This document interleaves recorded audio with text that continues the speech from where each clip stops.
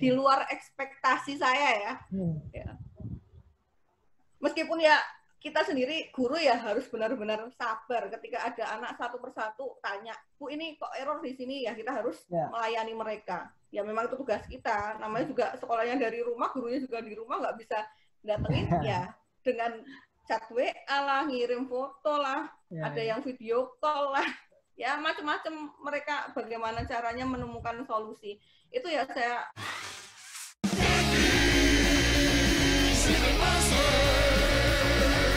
belum nonton, jangan lupa klik subscribe. Nah, Sobat Ngopi Ngoding, kali ini kita kedatangan Ibu Berlian Windasari. Saya biasa panggil Bu Ber. Ya, beliau adalah guru SMK Telkom Purwokerto. Mata pelajarannya banyak kan praktikum gitu. Nah, ini seru, kita akan banyak tanya-tanya sama beliau. Halo Bu. Halo juga Om Dimas. Assalamualaikum warahmatullahi wabarakatuh. Waalaikumsalam warahmatullahi wabarakatuh. Bu Berlian, ini kita mau ngobrol santai nih, ngobrol banyak. Kalau di SMK itu kan belajar IT, ada belajar ngoding, belajar praktik, banyak praktikum gitu. Nah ini Bu Berlian ini kan kalau nggak salah guru kelas 10 ya, kelas 10 udah mulai ngajar tuh. Berarti termasuk guru yang mengenalkan pertama kali kepada mereka-mereka yang mungkin waktu SMP nggak pernah kenal yang gini-ginian gitu, teknis-teknis kayak gini gitu, ngoding dan seterusnya. Nah, gimana itu Bu? Boleh cerita? Wah, ini menarik juga ya. Sharing aja ya Sobat Ngopi semua. Ini ya berdasarkan pengalaman saja sih. Saya lebih tepatnya itu guru pemrograman dasar. Itu mata pelajarannya itu namanya pemrograman dasar. Jadi benar-benar dasar. Benar-benar dari nol. Ngasih coding ke anak itu benar-benar dari nol. Pokoknya nikmat luar biasa. Ya. Sedikit cerita aja, saya baru 2-3 tahun ini menggunakan metode baru ya bukan baru sih sebenarnya, baru saya terapkan di kelas saya. Dulu kan kita seringnya konspektual ya, zaman juga gitu ya Om ya. Kita dikasih coding, nyoba gitu, bikin catatan gitu kan. Nah kalau anak sekarang kayak gitu, bubar kelasnya, hilang semua anaknya kayak gitu. Jadi saya pakai metode baru. Di awal anak-anak masuk itu saya cenderung banyak game, jadi banyak permainan di anak. Fungsinya apa? Ini adalah kita akan menggali potensi anak dari sisi logikanya. Anak ini nanti di logikanya cepat atau enggak. Dari situ kita nanti akan pemetaan. Ini anak cenderung kemana kayak gitu. Enggak mungkin nanti ya, nun sewu ya. Kadang ada yang katanya nih, laki-laki itu logikanya lebih besar daripada perempuan gitu. Itu udah nggak zaman lagi, ya. Nggak zaman lagi pokoknya. Banyak murid saya yang perempuan juga jago ngoding. Nah, sedikit cerita aja. Ketika anak-anak masuk ke SMK, itu memang kebanyakan SMP sekarang itu masih jauh dari TIK ya, karena TIK sendiri pelajarannya dihapus sekarang malahan. Jadi masuknya ke ekskul. Nah di sini saya juga merasa berat. Ini gimana ini ngajarin anak? Ya mungkin anak sekarang sih mengenal laptop dan lain sebagainya sih udah gak kaget lagi. Tapi kalau ngoding itu jarang. Nah untuk belajar logikanya saya pakai game-game sederhana. Misal pakai kartu remi gitu. Kemudian pakai metode yang beberapa gelas yang diisi air yang berbeda-beda, tapi nanti bertukar airnya. Di situ aja mereka kadang ada yang masih bingung gimana mau nukernya nih. Sampai punya pengalaman ya Om, ada siswa saya mau nuker, isi gelas A-nya biru, isi gelas B-nya merah. Biar ditukar nih, diapain coba? Itu airnya disimpan di mulut, kan ditumpahin lagi gelasnya. Itu banyak cerita lucu pokoknya. Jadi logikanya mereka macam-macam, tapi problem solvingnya dapat. Yang penting kan tertukar kan, karena permasalahannya adalah menukar isi gelasnya. Nah ini ada berbagai macam logika yang di anak-anak itu kita temukan, yang unik-unik lah. Karena kita nggak bisa maksain ya. Misalnya contoh aja nih, dari sekolah mau ke Moro, saya contohkan seperti itu. Silahkan saya kasih persoalan nih. Kalian dari sini, dari sekolah, titik poinnya ada sekolah, kalian menuju ke Moro. Tapi nggak boleh, semuanya itu nggak boleh pakai jalur yang sama. Jadi saya minta tuliskan langkah-langkahnya. Ada yang lewat Pasar Wage, ada yang lewat Jalan Pramuka, ada yang lewat Es Parman, dan lain sebagainya. Jadi mereka logikanya nyari, oh ya ini nggak boleh sama, saya harus lewat mana. Nah, game-game kecil seperti itu untuk ngasah logika. Ya masih banyak lagi sih contoh yang lain. Itu untuk mengenalkan anak-anak belajar programming itu ya dari logikanya dulu. Mereka dapat enggak? Nah, setelah logikanya dapat, oh ternyata kalau ini begini, kalau itu begitu. Kan itu masuk ke if ya. If apa? Else ya. Itu masuk ke sana gitu. Kalau misalnya kita mau ke Moronya 2 kali, 3 kali, masuk lagi ke looping kan. Nah, kalau looping ke Moronya 1 kali, for berapa? Ya kan, masuk kan logikanya. Nah, saya mengenalkan hal-hal kecil logikanya itu dengan game sederhana dulu. Nah, dari situ mereka kan jadi tertarik nih, nggak awal-awal langsung, ini skrip, diketik, biar jadi kayak gini. Wah, belum apa-apa, udah stres anaknya nanti. Nggak masuk materinya.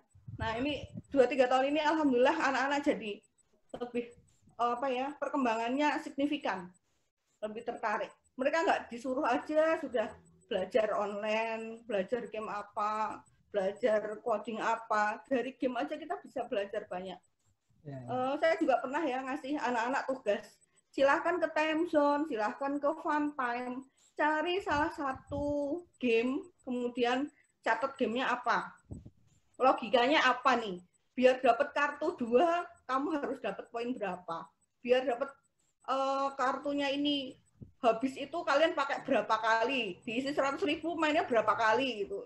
Jadi ya main-mainnya aja nih, banyak kan main-main pokoknya.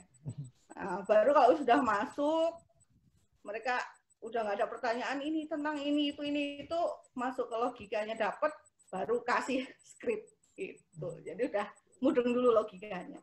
Gitu sih Om. Benar sih, benar. Kenalin Jadi anak-anak ke coding awalnya. Ya, basic ngoding kenalkan logika dulu. Ini dari Ya, Buber punya tips dan trik seperti itu. Nah, sepanjang perjalanan mengajar Bu, ada suka duka nggak Bu yang dialamin gitu? Ada yang wah senang banget nih kalau dapat siswa gimana, atau ada dukanya nggak gitu? Itu boleh di-share juga. Rame pokoknya ya, rasanya nano-nano. Suka duka, manis pahit ya. Pokoknya banyak banget. Ya, saya sedihnya itu, saya bicara sedihnya dulu nih. Ya. Sedih itu kalau ada anak-anak yang males. Yang namanya coding itu kan bisa karena terbiasa ya. Sebenarnya kalau kita terbiasa ngoding kan lama-lama hafal kan skripnya. Ya, bener nggak sih Om? Nah, betul. Ayo nih teman-teman jangan malas. Masternya ngoding kan kamu loh ya. Aduh, enggak, masih belajar Bu. Aduh. Kalau menurut saya seperti itu ya. Jadi anak-anak tuh saya sedihnya tuh kalau mereka males. Jadi dikasih skrip ini jadi udah selesai, nggak mau mengeksplor. Gitu. Jadi saya sedih banget. Tapi ketika mereka mau belajar, nyoba dikasih ini persoalnya, terus teksnya diganti, outputnya apa, nah itu yang bikin saya senang. Oh ini berarti anak bersemangat nih, kasih lagi yang baru lagi, coba dong ini tampilin, tambahin, pindahin ke bawah tampilannya dan lain sebagainya. Nah itu yang bikin saya senang. Tapi kalau ada anak yang udah, Bu ini error, Bu ini nggak bisa, nah di situ kan kalau ada script error dikasih tahu kan line berapa, errornya karena apa titik komanya hilang, apa petiknya itu nggak mau baca. Jadi itu yang kadang bikin saya termehek-mehek. Gitu. Jadi kalau yang saya tangkap sebenarnya memang gini, nggak cuma di sekolah SMK tapi ya sama di dunia kerja juga ketika kita training programmer baru sama.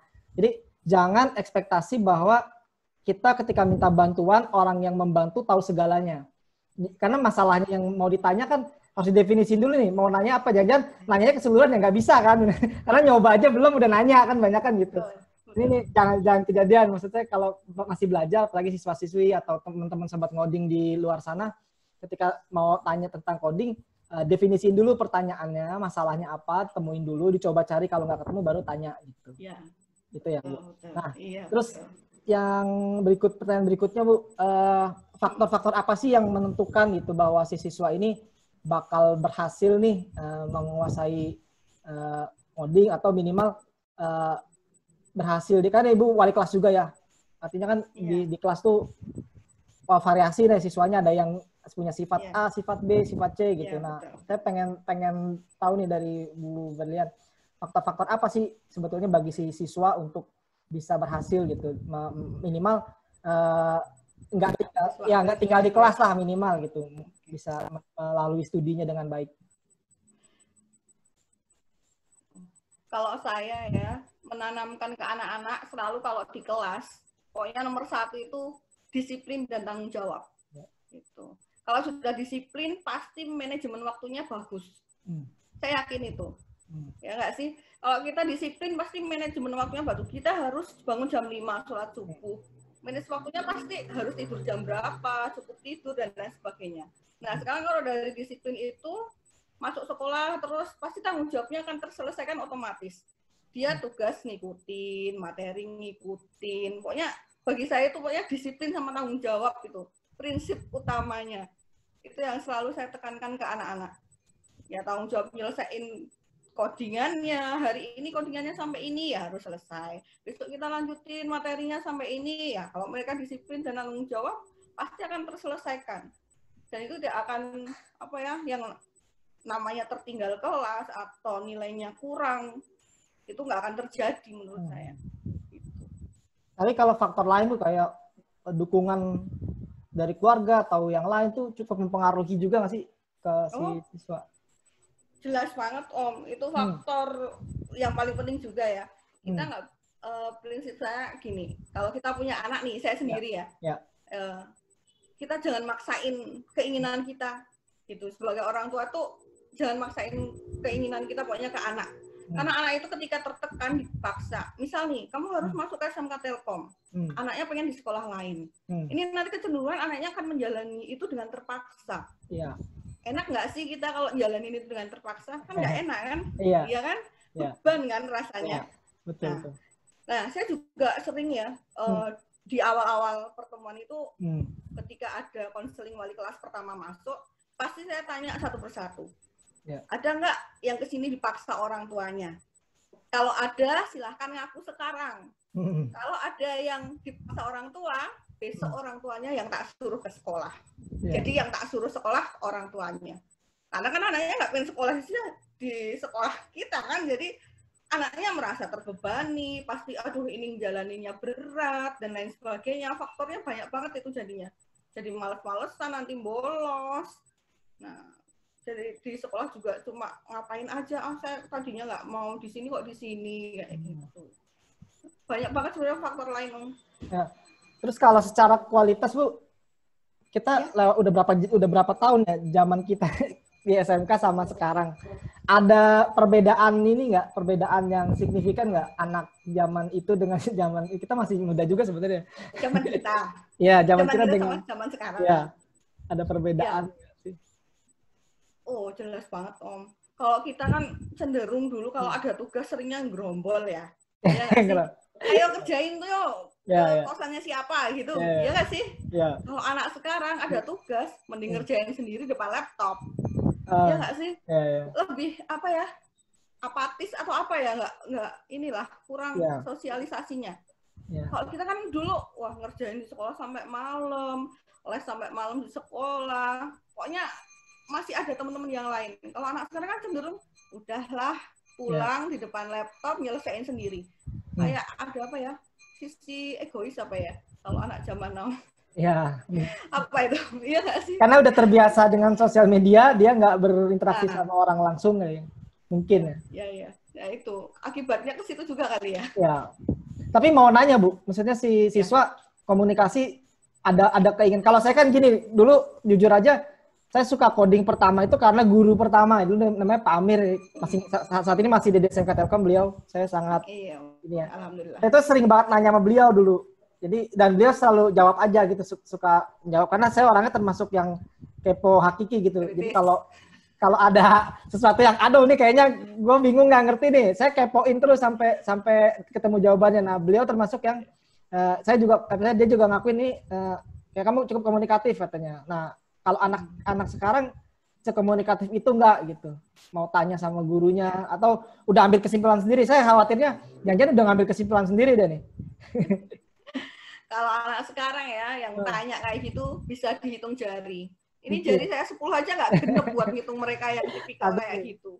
Iya beneran. Betul. Anak sekarang itu nggak tahu ya apa malu, apa gimana, apa gengsi untuk tanya itu saya nggak tahu ya. Jadi kalau di kelas saya menyampaikan apa ada yang kurang jelas nggak ya diem semua. Jarang ada yang nanya. Paling ya 1-2 orang lah masih ada. Tapi dihitung jari ini 10 jari aja nggak genep anak-anak yang seperti itu. Beda banget dengan zaman kita memang ya mungkin beda generasi juga kali ya. Mereka kita belum ada gadget. Ya betul. Ya betul. Ya. Beda banget. Aduh, teman-teman di luar sana, sobat ngopi ngoding, teman-teman dari SMK, tolong ya guru ini ditanya ya, komunikatif aja ngobrol gitu. Oke. Gurunya dicuekin, ya kasihan ya. Aduh. Gurunya baper, pengen ditanyain juga, pengen diperhatiin ya. Aduh. Terus sesibuk ini kemarin COVID Bu, ada pandemi gini, ada efek tertentu nggak dari kegiatan belajar mengajar di masa pandemi? Jelas. Ya. Kalau di dunia pendidikan itu jelas banget ini ya efeknya, dampaknya itu luar biasa. Ya. Jadi ya kita sendiri guru juga itu mendadak banget kan ada langsung lockdown kondisi seperti itu, persiapan materi dan lain sebagainya. Dan yang paling kesulitan adalah kami guru praktek. Ya nggak sih, kalau yang teori kan coba dipelajari ini. Nah kita yang guru praktek ini yang sungguh ujiannya luar biasa nikmatnya ya. Jadi kalau seperti saya yang jurusan RPL kan masih enak ya. Contoh misalnya ngasih skrip, ini ada coding, ada video yang harus ditonton, nanti dipraktekkan bisa. Tapi ketika yang harus merakit komputer, kemudian harus nyolder misalnya, kemudian harus pasang antena, itu yang saya rasa mungkin guru-guru yang lain menemui kesulitan dan kendala juga. Gitu. Tapi secara saya sih alhamdulillah nggak begitu ini. Tapi rencana ajar semua tersampaikan, tapi ya mungkin tadi ya kita cross check-nya agak susah jatuhnya. Si siswa beneran 100% melewati rencana ajar ini atau enggak gitu ya? Iya. Ya betul, controllingnya susah. Nah, kalau yang di Mapel saya sendiri kebetulan sebelum lockdown itu sebelum anak-anak sekolah from home itu saya materi udah selesai semua karena persiapan itu mau ujian nasional kan, ujian nasional mereka kan pasti akan belajar di rumah nih, jadi saya udah ancang-ancang materi saya pindahin ke depan semua. Jadi pas Februari itu selesai materi, saya memang rencana bikin project, jadi ada final project. Nah ini momennya pas banget kalau yang di Mapel saya kemarin saya nggak menemui kendala. Jadi anak-anak saya kasih project, saya kasih deadline waktu, kemarin sekitar 2 bulanan mereka ngerjain, dan baru kemarin Mei ada penilaian. Ya alhamdulillah projectnya selesai sih dengan hasil yang sungguh memuaskan, di luar ekspektasi saya ya. Meskipun ya kita sendiri guru ya harus benar-benar sabar ketika ada anak satu persatu tanya, Bu ini kok error di sini, ya kita harus melayani mereka. Ya memang itu tugas kita, namanya juga sekolahnya dari rumah, gurunya juga di rumah, nggak bisa datengin ya dengan chat WA lah, ngirim foto lah, ada yang video call lah, ya macam-macam mereka bagaimana caranya menemukan solusi. Itu ya saya apresiasi ke mereka-mereka yang mau bertanya. Ya nggak bertanya pun ya mungkin tanya ke temennya ya. Banyak laporan juga sih cerita, mereka ada yang sampai bikin Zoom sendiri, cerita dari orang tuanya itu bikin Zoom sendiri, diskusi kayak gitu. Ya luar biasa lah, effortnya mereka luar biasa, dan hasilnya saya sangat puas dengan proyek yang mereka kerjakan kemarin. Gitu. Seru-seru. Wah, banyak yang udah di-share nih, Bu Ber. Nah, selanjutnya segmen saja kita mau lebih dekat sama Bu Berlian nih. Ada segmen Iya. foto bicara.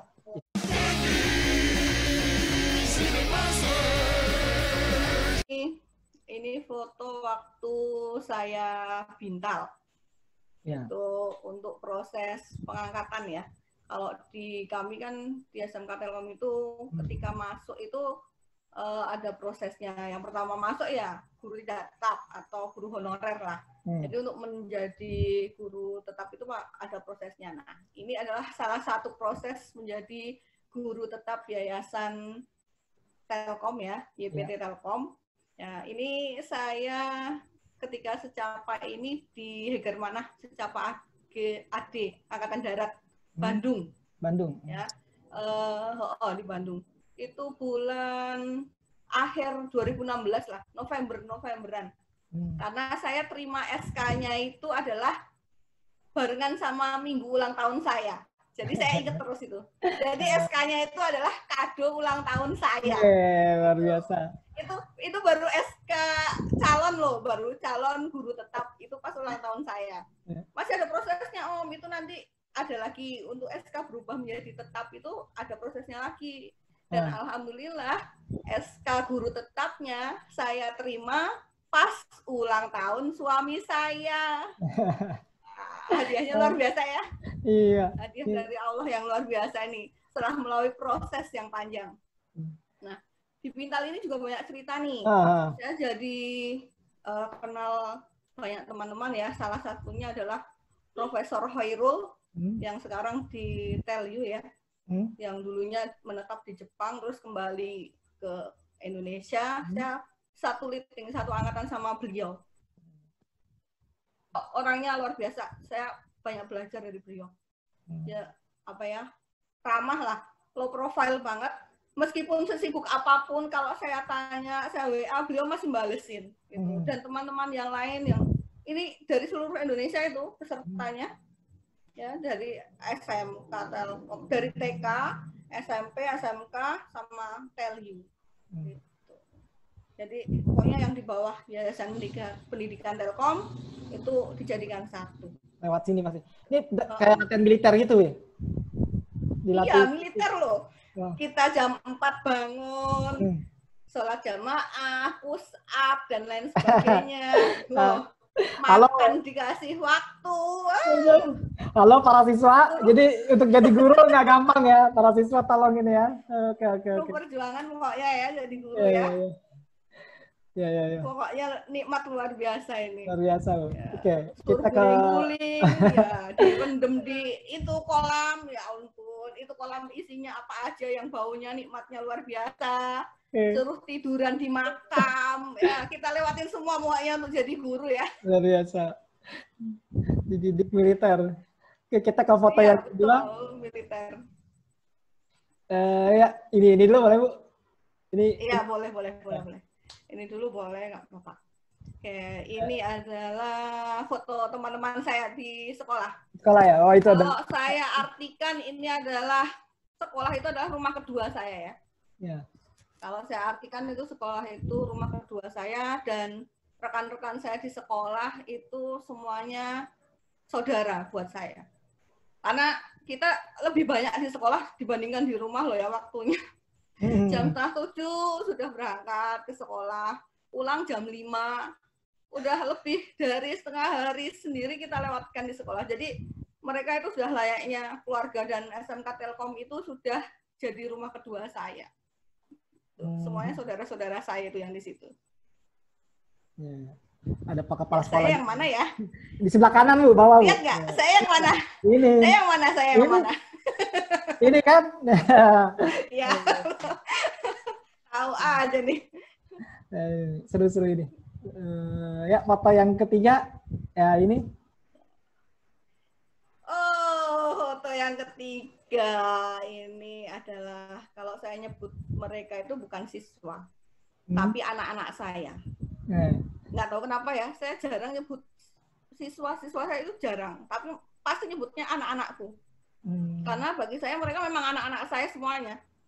Nggak tahu kenapa ada ini ya, ikatan batin aja kalau sudah sama mereka, udah tanggung jawab pelimpahan dari orang tua ke saya, ke wali kelas, itu udah tanggung jawabnya ya sudah mereka anak saya gitu, bukan lagi siswa saya, semuanya anak saya. Dan mereka semua ini mengajarkan hal-hal yang luar biasa. Hal-hal yang apa ya, di hidup saya itu berarti banget. Itu tentang kesabaran, tentang gimana harus bersikap ke anak ya. Saya sendiri kan punya anak tapi masih kecil ya. Nah, mereka kan sudah dewasa. Jadi saya belajar dari mereka semua. Nanti gimana memperlakukan anak saya. Dan banyak juga loh ya anak-anak mereka ini yang justru memberikan pelajaran ke kita. Gitu. Ibu tuh harusnya seperti ini loh. Gini ya. Gitu. Banyak banget pelajaran sama mereka. Termasuk ini metode ngajar tadi yang seperti cerita di awal ya, yang pakai permainan ini ya. Lihat gambar-gambar.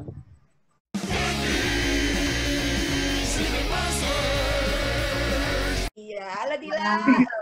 Halo Mbak Dimas, Bu Berlian. Halo Dila. Sehat ya? Alhamdulillah sehat Bu.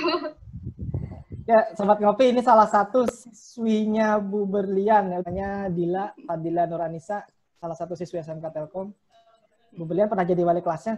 Tahun berapa itu Bu? Jadi wali kelas Bu, wali kelasnya Dila.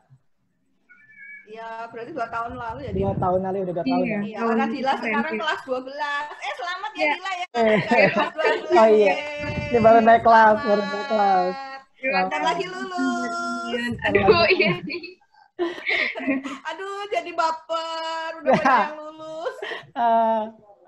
Dila, apa? Kenal Bu Berlian? Baru sebentar. Ya, udah 2 tahun lalu kenal Bu Berlian ya. Dari Iya, udah 2 tahun. Ya apa? Kenapa? Dari pandangan Dila sendiri, Bu Berlian kayak gimana sih? Nih, Bu Berlian biar kena Bu Berlian galak ya, Dil. dapat testimoni secara langsung. Nah. Kalau menurut saya Bu Berlian itu perhatian ya. Maksudnya ke murid-muridnya tuh perhatian banget. Maksudnya sampai sekarang aja udah nggak jadi, Bu Berlian udah nggak jadi wali kelas saya, tetap perhatian, tetap ngasih info. Jadi malah biasanya lebih cepat dapat info dari Bu Berlian daripada wali kelas sendiri. Gurunya komunikatif sekali nih, Bu. Tapi pernah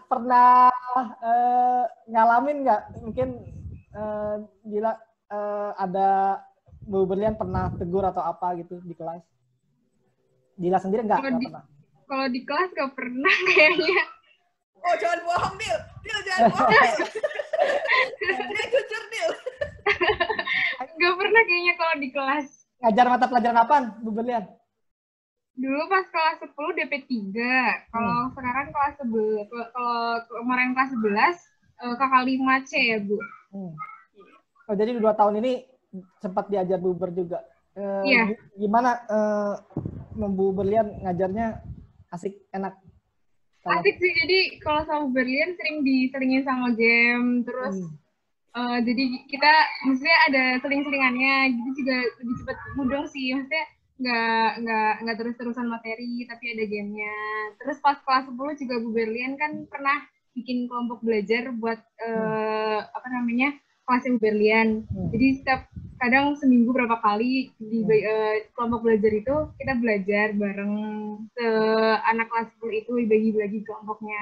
Jadi itu jadi lebih bisa bikin mudeng sih. Seru-seru. Yang jeleknya Dil. Dil, yang jeleknya Dil. Jangan baik-baik dong, Dil. Terus nanti mau banyak yang jatuh cinta sama saya, Dil, yang jeleknya. Terus selama loh, Dim. Tapi beneran ya, Dim, ini aku cerita ya. Anak-anak yang pernah tak waliin aku sampai sekarang, mereka yang udah lulus pun ya alhamdulillah ya, sampai sekarang komunikasi masih jalan gitu. Sampai ada yang manggil bunda, ada yang manggil mama, ada yang manggil mama ber, ada yang mama ber, mama beruang. Ya, ini semuanya itu apa ya, ibaratnya bukti kedekatan lah. Iya. Itu. Ini masa saya akui masa SMK itu masa sulit karena transisi dari anak-anak menuju ke penemuan jati diri ya, penemuan dewasa. Jadi pasti akan banyak kesan, dan guru itu saya sampai hari ini masih ingat ya, yang paling dekat ya saat SMK gitu. Nah itu kita butuh pendampingan dan biasanya gurunya mendampingi, dan Bu Berlian melaksanakannya dengan baik gitu. Nah tadi kita ngobrolin COVID tuh dari sisi Bu Berlian sempat kasih gambaran sulitnya jadi di sisi guru ketika masa COVID belajar itu sulit untuk kontrol, untuk tahu si siswanya sebetulnya sudah mencapai rencana ajarnya atau tidak gitu. Nah, kalau di sisi siswanya sendiri, di sisi muridnya dia saat COVID gini nih kemarin tiba-tiba harus di rumah nggak boleh kemana-mana itu kan. Itu gimana belajar, proses belajarnya kayak gimana? Ya kalau menurut saya sih emang lebih maksudnya lebih masuk pelajarannya itu kalau misal di sekolah, belajar di sekolah itu lebih masuk, lebih mudah. Tapi kalau misalnya kayak gini nggak tahu, misalnya nggak mudah cuma bisa nanya temen, ntar diajarin paling ya ajarin bareng-bareng, nanya-nanya gitu-gitu doang sih. Ada maksudnya lebih mudah di sekolah. Tapi ada satu hal yang berarti kan tadi salah satu hal positif yang didapat adalah berarti lebih bisa ngobrol ya, bertanya, ngobrol mengerjakan bareng-bareng sama teman meskipun lewat online gitu ya. Kesimpulan. Iya. Tanya-tanya ke teman ini gimana, paling gitu sih. Tapi kalau selanjutnya nih pengen dilanjut model belajar begini atau pengen kembali ke sekolah? Sekolah udah bagus. Pengen sekolah dong. Pengen sekolah aja. Aku udah kangen sama anak-anakku semuanya. Tersiksa tahu menahan rindu. Iya nggak sih, Dil? Iya, Bu. Pengen sekolah sama juga. Dia setahun nggak ketemu ya, Dil? Iya nih, Bu. 2009. Kamu 2019 kan udah itu kemarin prakerja. Terus tadi sempat, jadi kalau saya ambil kesimpulan nih, Bu Berlian, Dila, beberapa faktor yang mempengaruhi siswa bisa belajar dengan sukses, dengan baik. Pertama mungkin tadi faktor minat dan bakat, berarti kalau di awal ya, si anaknya memang mau atau enggak sekolah di IT gitu. Kedua, tentu faktor komunikasi ya dengan guru maupun dengan teman. Tadi Dila sempat bilang sama teman-teman akhirnya jadi nanya lingkungan juga kan. Terus orang tua juga tadi Bu Ber sempat share. Nah, dari sekian faktor itu ada faktor lain nggak selain kalau ini semua udah ngedukung nih, terus mungkin nggak yang memungkinkan juga jadi siswa itu nggak berhasil? Mungkin dari Bu Ber ada lagi nggak faktor lain dari Dila? Mungkin perbucinan Dila. Salah satunya itu ya, betul. Karena kemarin terjadi, benar loh ini perbucinan. Benar ya? Ada cerita dong? Boleh di-sharing Bu. Ada cerita nih. Anakku sendiri ya kemarin itu bucin banget, Dim. Yang mana? Sampai anakku yang kemarin. Yang tahun ini. Tahun ini, oke. Off the record lah ya, jangan. Iya. Nanti Bu Ber yang putusin mana yang mau dibuang, mana yang nggak mau dibuang, yang mau ditayangin, mana yang Bu Berlian yang putuskan. Ya betul, Dim. Jadi perbucinan ini juga salah satu faktor ya. Karena ini saya kemarin sebagai wali kelas juga mengalami masalah anak yang benar-benar bucin. Aduh. Ya. Betul. Ya. Kejadiannya seperti ini. Jadi anak ini sudah ini kebetulan anaknya sekolah lain yang cewek. Yang laki-lakinya di SMK Telkom ya.